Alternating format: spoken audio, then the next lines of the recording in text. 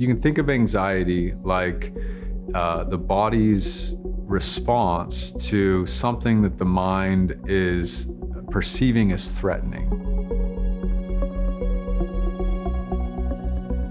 Hi, I'm Dr. William Orm. I'm a psychologist at Houston Methodist Behavioral Health, and I work with outpatients, adults mainly, and I've been with Houston Methodist about 3 years. So anxiety is really regulated by the sympathetic nervous system. It's a whole system that's going to raise the level of alertness in your body. So your heart starts pounding, you start breathing faster.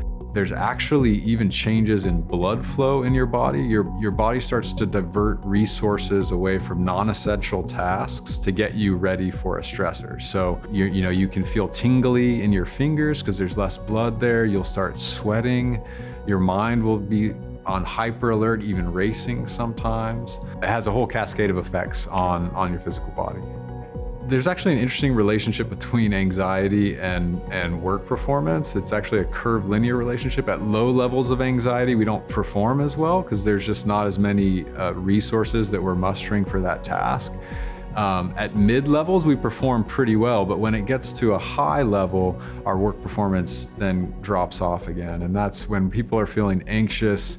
It's a lot of times hard to concentrate or organize our thoughts efficiently, organize tasks efficiently.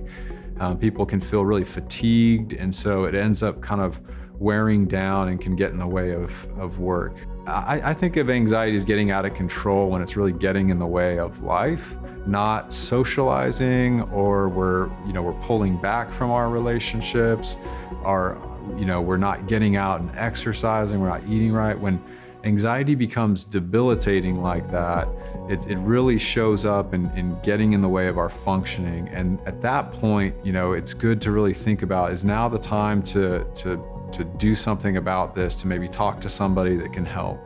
I don't think of anxiety as being cured. I think of it as kind of normal to the human experience. I think about anxiety more in terms of, how do we manage this? Are we handling it well? I think it just so happens that most of the time the things that matter to us are on the other side of anxiety. So if you're kind of nervous about socializing, it usually means because that matters to you. You want to be engaged socially, and you're kind of concerned about how people are receiving you. So I think about, how are we managing the anxiety so it doesn't get in the way of doing the things that we want to do that bring meaning to us in life.